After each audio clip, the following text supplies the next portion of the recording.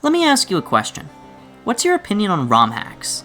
That's a broad question that can apply to a lot of different games, so I think it's important to have a discussion on exactly how different people have interacted with ROM hacks. Me personally, I've learned over the past couple months just how amazing ROM hacking can be. The whole process is just one big passion project between people of a shared community just trying to create something fun out of a game that's already great. Working on Flower White has taught me this. Go watch the trailer, by the way, but sometimes it's easy to forget just how far people can take an existing game to truly make it their own. And no community represents this better than the Pikmin community. Some of the most amazing projects have come out of incredibly talented people, making Pikmin games completely different. In the wait between 3 and 4, these ROM hacks kept the community at bay and made for some amazing experiences. Pikmin 2 51, Pikmin 2 Power Cut, Pikmin 2 Kaizo, Pikmin 3 True Spice, and even some upcoming projects like Repik 3 Deluxe are all amazing experiences that have been created with passion and creativity for the Pikmin community by the Pikmin community. And those are just the ROM hacks I've played. There's dozens upon dozens of fan projects out there for Pikmin that it's impossible to experience them all. Some of them are literally impossible to experience. But above all else, one creator has stood on top of the community as an amazing developer. Someone who has made some of the best ROM hacks for any of the Pikmin games that exist. I'm of course talking about Pikhacker, the legendary creator who made Pikmin 251, Colossal Caverns, Pikmin 2 4-player multiplayer, and much, much more.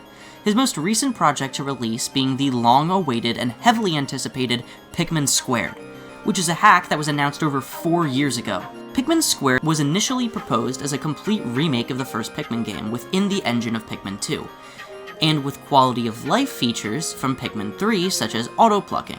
Over time, however, the project grew immensely in scope, including not only a remake of the original Pikmin, but a whole new post-game campaign and a built-in randomizer, including new enemies, new mechanics, original cutscenes, and even the reintegration of scrapped content from the original Pikmin. Not only that, but the entire game is available to be experienced in 2-player multiplayer, which is the first attempt ever to make the original Pikmin available in multiplayer, and wow, does it work well! As someone who has waited for this ROM hack since its initial reveal, and now that we live in a post-Pikmin 4 world, I'm incredibly happy and frankly shocked to say that this hack far exceeded my expectations. Not only as a remake of the original Pikmin, but as an entirely new experience that matches, or maybe even exceeds, the quality of official Pikmin games. Starting off, let's cover the remake of Pikmin 1. What could that be? Whoa, it's fellow YouTube content creator, Pikmin fan, and project lead of Pokemon Flower White, MJ the Shiny Hunter. What brings you here? Why are you talking like that? So, I mentioned earlier the fact that this whole entire game is playable with 2 people. And while I did play this whole game on my own first, MJ here joined me to replay all 3 modes and will be helping out in this review of the ROM hack. How are you doing, MJ? Oh, thanks for asking. I'm doing good to hear. Starting off, let's cover the remake of Pikmin 1. While the opening cutscene hasn't changed, we can immediately see some changes. First and foremost, the UI has been changed to the UI used in Pikmin 2. It's not too different, but Olimar's icon is the one from Pikmin 2, so, you know, that's cool. But other than the UI changes, the game is very similar to the Switch port of Pikmin 1, albeit with some nice quality of life features like the auto-plucking from Pikmin 3 and 4. But the feature to take 10 Pikmin out at a time was actually included in the Switch version, and other than those 2 additions to this version of the game, it's very similar to the original. Well, yeah, that may be true, but it's a gigantic improvement over the initial GameCube version. Not to mention all the little improvements that come naturally from utilizing the Pikmin 2 engine. In the original game, Pikmin would randomly trip and get caught on objects. This added to the immersion of the original game. The Pikmin are not yet accustomed to following a leader like Olimar, so they're incredibly clumsy in this first appearance. It's something that felt more deliberate than something to be improved upon, at least when you're playing the original game. But starting with the Pikmin 2 engine, this wouldn't happen anymore. The Pikmin AI was far smarter and no longer included the tripping mechanic. So here in Pikmin Squared, the Pikmin are far more attentive and responsive simply because of the nature of this engine.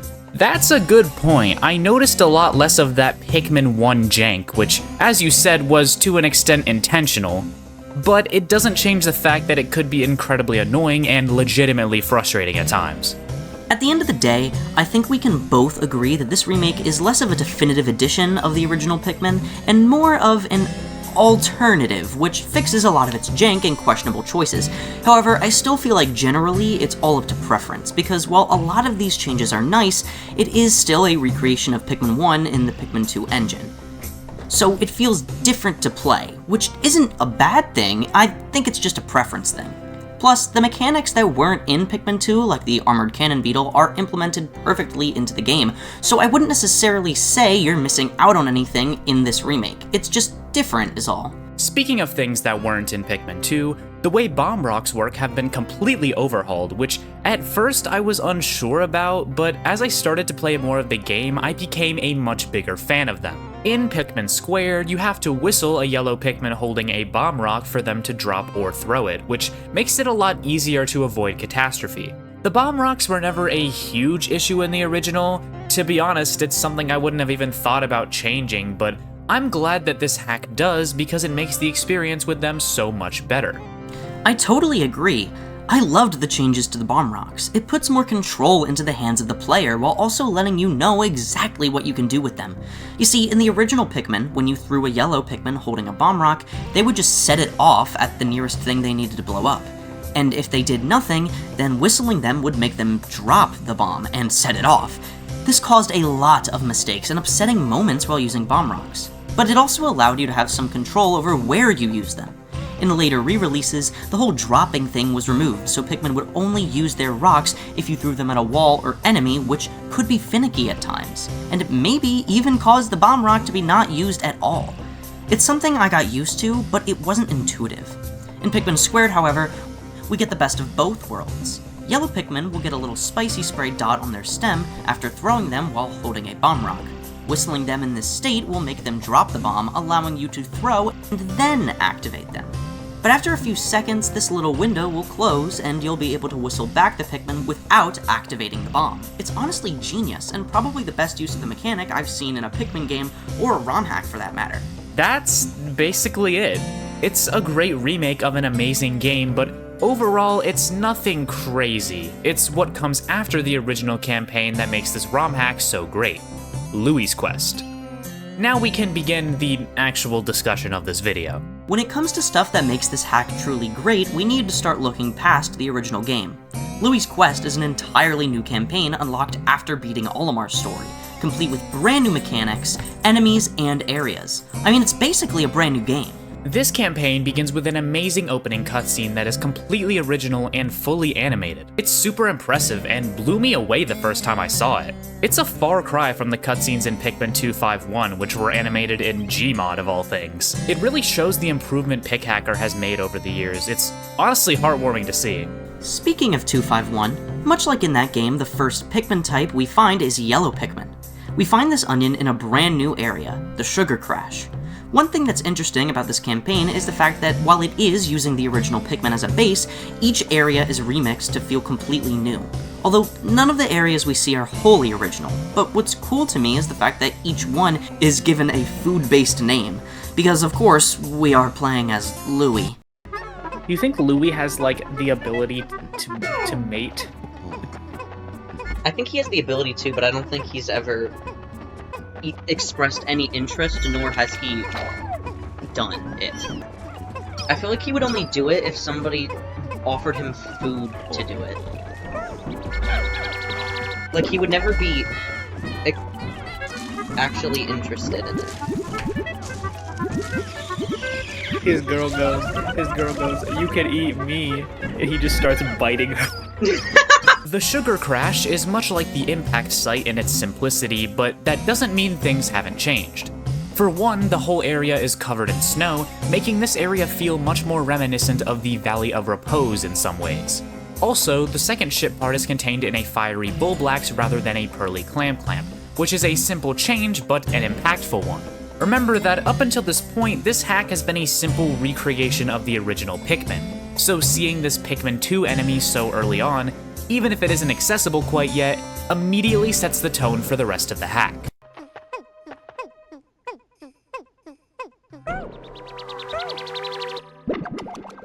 Do you have games on your phone? The second area is the Bounty of Grub, a remix of the Forest of Hope, with obvious changes such as the inclusion of bull bears and a gigantic pool of water that can be drained, and less obvious inclusions later on in the level, namely completely new enemies. So let's run through the area real quick just to see what's new. First things first, on the way to the back of the map we encounter the rock shooter, which may seem like a completely new enemy at first for those not in the know, but it's actually an unused enemy from the files of Pikmin 1. Albeit it was very broken and clearly unfinished in its original iteration. Here in Pikmin Squared, however, it's a fully functional enemy, as well as the only enemy in the whole game that can only be killed with a bomb rock, which is good considering we start with yellow Pikmin. One of these guys has a ship part, which is great, but that's not what we're here for. Just directly past the rock shooters, we find the Truffle Puff, easily my least favorite enemy in the hack. Tell me about it. I hated fighting this boss. It's just a buffed version of the Puffstool, which makes sense since it's a pretty underpowered boss, but I feel like it doesn't really buff the enemy and more so just makes it unpredictable. It's very hard to figure out any concrete movement cycle, which leads to a lot of Pikmin lost simply because I wasn't far enough away from the spores when he released them.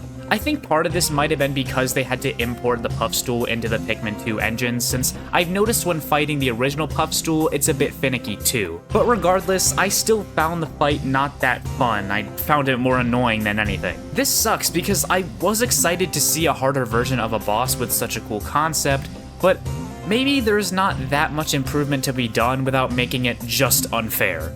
However, it was really cool to see the mushroom Pikmin, so that kinda makes up for it. Anywho, in the middle of the map we find a smoky frog. Completely optional, mind you, but we fought it anyways because apparently it's worth it. The frog didn't drop a part, but it did drop the Pluckaphone, which is an awesome way to include more Pikmin 2 related stuff in this game. It's an optional upgrade, sure, but it makes fighting the frog actually a lot more worth it. In the way back of the map, where the armored cannon beetle normally is, we find a brand new boss, the Flathead Longlegs. I love this boss. It's so unique and introduces an amazing new mechanic, completely subverting expectations as it... I don't like this one. The Flathead Longlegs is an incredibly designed boss. It's a Longlegs that uses its head to squish Pikmin as well, subverting expectations while also forcing the player to adapt since the middle of the boss is no longer safe. While this can be frustrating for some, I think the boss does a good job of letting you know how it works before the battle begins, with its opening animation having its head get stuck in the ground. I was personally able to figure out how this thing worked pretty quickly on my first playthrough, and when I replayed the game with MJ, I luckily had the ability to warn... How did you even get... I don't think I got hit. This boss is extremely aggravating. Yeah, it's a cool mechanic, it's impressive to see in a ROM hack, blah blah blah. I don't know if this thing is just broken in 2-player or if it's just generally annoying, but in my experience, we're 0 and 2 on these new bosses. It does subvert your expectations of what a Longlegs enemy should be, which I like, but it was super annoying to deal with even once I had gotten over the whole being crushed thing. Well, I liked it. Shut up. This is my video! The next area is the Cavern of Candy. It's a really neat take on the forest navel, making great use of the yellow Pikmin. Anode beetles are rampant in this level, making yellows imperative to successfully traverse the area. This inclusion of electric hazards, partnered with their ability to hold bomb rocks like in Pikmin 1, makes yellows easily the best type in this campaign. It's not even a contest. Speaking of Pikmin types though, we finally find our second type in this area off in the corner. It's the red onion. I'm not gonna say where the beady Longlegs normally is because I assume you're gonna do a clip and that sentence was kinda run on and hard to say, so there you go. Locking off the second Pikmin type until this late in the game is such an interesting choice. It makes it so the Bounty of Grub is almost entirely inaccessible in your first run-through of it. But limited options and resource management is a big part of Pikmin's identity, so it's interesting to see that idea executed in this way. Finally, having access to reds lets us do a lot, including obtaining some parts surrounded by fire geysers, which is just an evil thing to do. But it gives reds a bit more purpose, so it's not a bad addition. Speaking of additions, while the map is quite remixed, there are not many new enemies to speak of. The only new enemy we can find in this area is the will-o-wisp, and while I did encounter it in my initial playthrough, for some reason it didn't appear during our co-op playthrough. Either way, the will-o-wisp is a very cool enemy, being a variant of the honey wisp, containing spicy spray instead of the usual nectar, which is another new mechanic since it works quite different here than it does in Pikmin 2. Instead of being able to save the spray to use later, it works like a regular nectar glob, meaning that as many Pikmin get onto it, get the spicy spray effect immediately, and any that don't just simply miss out. I think this could work well, and it is used well in the final area of the campaign, but in terms of where it's placed here, it just doesn't work and ends up being a waste of a spray, unfortunately. But on the bright side, this is by far my favorite enemy design in the hack. Other than that one new enemy, there are some interesting design choices, such as the Gulix finally getting some use. It's completely out in the open, and it has the radar stuck in it, so it's actually a pretty fun and useful fight. I find it really cool that you don't get the radar immediately, because up until you have it, it's not super easy to locate parts, since of course they're all in remixed positions. So knowing exactly where the radar is, but being restricted from it, is a huge incentive to keep pushing until you can finally come back and defeat the Gulix. A lot of the water is also removed, making this area a lot easier to navigate without blues, which is appreciated. The aesthetics of this area are also to die for. It's super colorful and eye-catching, while not being too intense. It definitely feels like a completely new area. Speaking of completely new areas, the Giant's Dessert is interesting in the way that it seems like just a palette change of the Distant Spring at first, but the player discovers wholly new areas right at the top of the map. Past where the massage machine normally is, we can find an extension to the map containing the Blue Onion, finally giving us all three Pikmin types. Back in this new bit of the map, we discover the two new enemies that this area gives us. First up is the Decorated Cannon Beetle. Finally, a good boss! It's a miracle! The Flathead Longlegs is good, you just had a skill issue. I am going to skin you alive! The Decorated Cannon Beetle is an interesting alternate take on the Armored Cannon Beetle. Using the Decorated Cannon Larva as a base, this new boss has boulders that home in on the captain much like its younger counterpart. Unlike the Armored Cannon Beetle before it, opening its shell isn't super easy. The only way to do so is to have a boulder hit it in the back of its shell, so using its boulders against it is the play here. Jokes aside, it is a well-designed and fun boss, albeit it wasn't incredibly well implemented originally. See, I initially played this game on my own when it first released, but MJ and I played the 1.1 release for this video, and originally the Decorated Cannon Beetle was incredibly annoying to deal with, to be honest with you. But even so, what a great boss! Secondly, we see one more completely new enemy, the Scorching Snitch Bug. It works exactly like a swooping snitch bug against red Pikmin. It swoops down, picks them up, and plants them. However, any other Pikmin types that this thing picks up will instantly be set on fire, making this guy both annoying and deadly. But just swarm it with reds and you'll be fine. After going back to each area and collecting all 29 ship parts, the final area is unlocked. The last course. Why is the garage door opening again? Who could possibly be leaving right now? I'm crashing out. It's a simple remix of the final trial for the most part, but with a completely new final boss. And guys, I think this is the best thing in the mod. Meet the Ravenous Space Bunny. For those unfamiliar, the Ravenous Space Bunny is either completely made up by Louis or he just lies about encountering one in Pikmin 2. It's revealed that, although he told Hockatate Freight that a space bunny ate his shipment of golden Pikmin carrots, he actually ate them himself, which is why the company goes into debt in Pikmin 2. However, Louis' quest recontextualizes this idea by having the final boss of the campaign be the space bunny that he mentioned.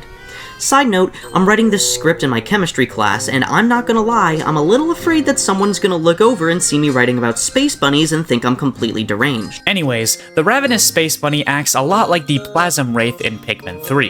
It places down carrots made of specific elemental hazards that it can use to heal, so you'll need to destroy them with the right type of Pikmin before it can do so. But, of course, with this being in Pikmin 2's engine, these hazards can be incredibly deadly, especially electricity. But fire and water are no pushovers either, considering the player only has half a second to whistle Pikmin back. The bunny can also plant Pikmin in the ground, deflowering them in the process. Soon afterward, the boss will dive underground and kill any Pikmin still planted, giving you extremely limited time to save them. In my original playthrough of Louie's Quest, I actually didn't know about the Pluckaphone and the Smoky Prog, so I fought this guy the hard way, losing hundreds of Pikmin in the process. However, with the Pluckaphone, this guy is a piece of cake. There's a Will-O-Wisp just outside the boss arena, so just utilize that to get an extra damage and use your whistle to save Pikmin. This is a perfectly viable strategy and makes this guy go down without an issue. When defeating it, we obtain the final ship part, the shipment of golden Pikmin carrots. See guys, he wasn't lying after all. The Space Bunny really did eat them.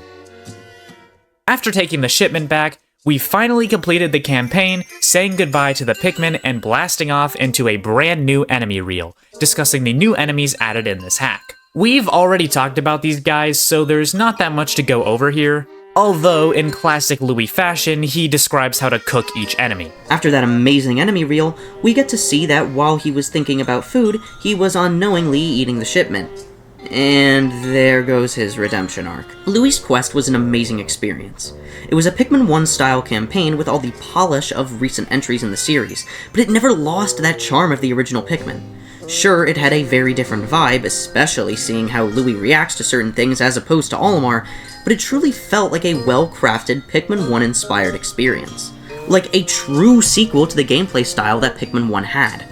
While Nintendo has attempted to do this with Olimar's Shipwreck Tale, and while that experience is heavily reminiscent of Pikmin 1, it still plays like Pikmin 4 because it's a part of that game. Louie's Quest feels like a true successor to the original Pikmin formula, with each of its additions and quality of life improvements truly feeling like additions that Nintendo themselves would make for a game like this.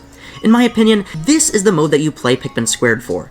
It's a fine remake on its own, but it's these expansions to the initial Pikmin 1 experience that make this mod truly special. Speaking of which, it's about time we talked about another expansion made in this hack, the randomizer mode. So, when selecting a new file, while Olimar and Louie's campaigns are selectable, the third option is what we are really looking for here.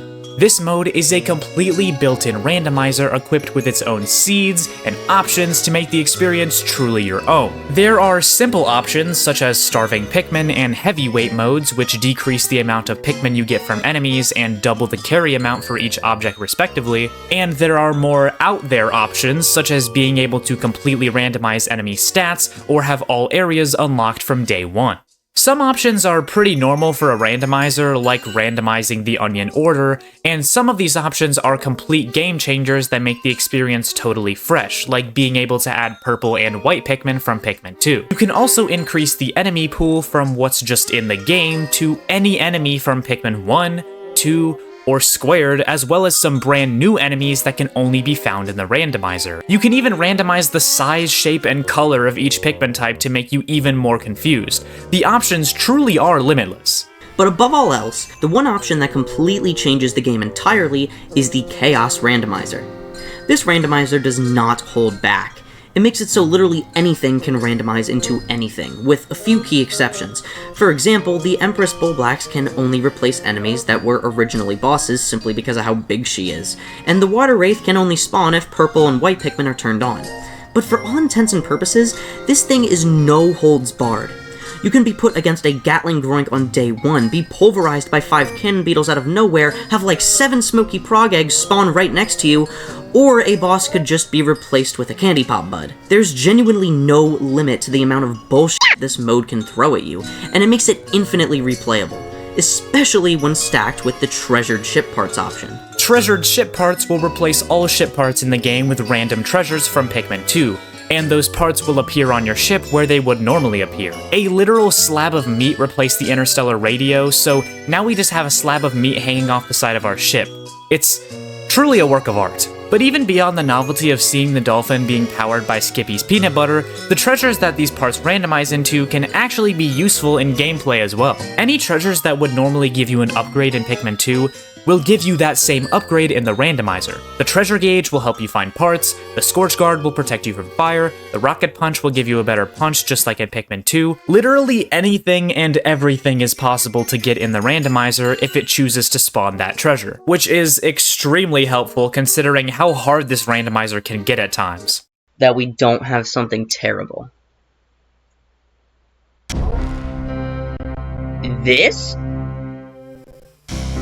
This does not look bad at all. This looks quite tame, I might add. With all these different options, Pikmin Squared is able to be a truly endlessly replayable experience. Every single run of the Chaos Randomizer can show you something new and provide a completely different experience from vanilla Pikmin 1, and I haven't even started talking about the new stuff in this mode. Yeah, so while the randomizer can pull from anything from either GameCube Pikmin game, or the new enemy added in Louie's Quest, it can also access a few new things made specifically for this randomizer. The Mama Shear Grub from Pikmin 4 has been added to this version of the game. It works literally exactly like it does in Pikmin 4, and is an amazing addition to an already packed game. But while this thing can appear like anything else in a normal randomizer, there are a few more new things that are completely exclusive to the Chaos Randomizer. Before entering an area in a Chaos Randomizer, you may notice that it says something below the area name. Well, that is the weather effect for the day. Weather effects can change everything about a day, from messing everything up to being a complete run saver when lucky. A clear day is exactly what it sounds like. It's just a regular day with no crazy conditions. Rain of Rocks makes the sky quite literally rain rocks, just like hazards from Pikmin 2, so avoid it at all costs. The Snap will, at one point in the day, completely randomly just delete half the creatures on the field, including your own Pikmin. This could make a day much more manageable, or it could delete 80 of your Pikmin while you're fighting an Empress Bullblax. I'm totally not speaking from experience. The darkness makes the entire day as if you're in a hurry-up state. It's actually quite peaceful despite how it sounds, and it also completely re-randomizes enemies that are normally hard set. Earthquake will randomly stun you and your whole squad, as well as any enemies around you at the time. It can be helpful sometimes, but generally, it's just a nuisance. Mating Season is another one of those avoid at all costs type of weather effects. It makes Bulborb larvae spawn completely randomly when you defeat enemies, when you're just walking around, when you're trying to collect a part. They're just always there. And finally, Dimensional Rift is basically just a clear day, but it replaces one enemy, an enemy that's normally a boss, with a completely new secret boss, Petey Piranha. This is very random, but I love it. He essentially spits up elemental hazards as well as spicy spray, so you actually have to throw Pikmin into his mouth to weigh down his stomach, allowing you to attack. It's really cool to see this guy in a context other than Mario, and to see how his mechanics translate into the context of Pikmin. It's a really cool enemy that's hidden in secret in the Chaos Randomizer. Now, for context, I've played Chaos Randomizer all the way through 3 separate times, and never found Petey Piranha. So I had to go out of my way to find a seed where Dimensional Rift actually appears relatively early on, so that I could actually fight him. I couldn't find anything online for this though, so I just had to keep resetting until I found it myself. Eventually, I found this seed, which has a Dimensional Rift in the Forest of Hope on day 6, so here you go. If you don't find him yourself, feel free to use this seed. Also, here are the seeds I used for my initial playthroughs of the rando, and the seed MJ and I got for this video. Feel free to use any of these to see how I experienced this hellscape of a mode. That's honestly so Mikor. He's a chill guy. Oh, he's trying to kill all them. Yeah, but he can't because Are they gonna blues. kill it? Well, no. He wants them bad. Oh, so does that guy. He can't even reach it because the Gulix is in the way. Maybe the Gulix doesn't want them. Maybe the Gulix is protecting them. He's protecting them. He literally is. Oh, now he's gonna die. He's gonna die for that. And that's Pikmin Square. Honestly, this is probably the most impressive ROM hack I've ever seen in the Pikmin community. It has everything someone would want for the definitive Pikmin 1 experience, all built into one amazing fan project. And while I personally prefer the Switch port for the main story, I need to recommend this hack for Louie's Quest and the randomizer alone. I have some problems with some of the enemy designs, but generally speaking, this is an amazing experience that any Pikmin fan would adore. Pikmin Squared is a true culmination of the love and craftsmanship that the Pikmin community holds. It's so much more than just a fan game. It's an experience that truly understands what makes Pikmin great and provides an infinitely replayable experience made by Pikmin fans for Pikmin fans. Maybe if the government ran that way, the world would be a decent place. If the world was run by Pikmin fans, we wouldn't last more than a day. And it would be the best day mankind has ever seen. Pikmin Squared isn't a perfect game by any means. It has its problems, but I truly believe it's the perfect representation of the dedication and creativity that communities can have. The Pikmin fandom is insane. There's no doubt. But in that insanity lies an incredibly passionate group of people connected by their love for an underrepresented game franchise. And now that the community is growing, I think this fan project is the perfect representation of everything that this community has been and will be moving forward. It's a celebration of the talent and passion that this community has fostered, and a warm welcome to everyone just getting started on their journey with the Pikmin. And that's what makes Pikmin Squared The perfect fan game. Bah-bah-bah? What do you mean it's already the end of the video? It was just getting good. Hey guys, so it's been a bit since I've done one of these end of video talks. It's also just been a bit since I've uploaded. I've been really busy. But I'm hoping to get my upload schedule back on track, do a lot more, stuff, since my schedule's clearing up. I actually have a fun video planned for you guys next, so stay tuned for that. I think it's going to be pretty good. Other than that, I have nothing really to say about the channel in terms of updates. Go check the most recent community post, or I guess it's not the most recent community post, because I would post it about ZA, but go check the big community post I did if you want to see all the updates on the channel. I feel like I covered everything pretty good there. But what I really want to talk about here is MJ the Shiny Hunter. I just want to extend a huge thank you to MJ for helping on this video. This was such a fun project. It took a bit, and that's mainly because we were both very busy, so it was hard to get together to play the game and then record the voiceover, but I think it turned out really well, and I think we just had a lot of fun doing it. For everyone watching, whether you're new to my channel, or this is the first video, or whatever, go subscribe to MJ the Shiny Hunter. MJ the Shiny Hunter has been with me throughout this whole journey of YouTube, and for a while there, MJ was way more popular than me, but I recently actually surpassed MJ in subscribers, and which, good for me, but they definitely deserve the support. So, link will be in the description. Go check out MJ the Shiny Hunter. If you like my videos, you will love the videos on that channel. So, definitely go check it out. It's worth your time, 1,000,000%. Yeah, I mean, this was a short end of video talk, but I have nothing really else to say. So, have a good day, everyone. I hope you enjoyed the video. Like, subscribe, comment, whatever, YouTube tells you to do.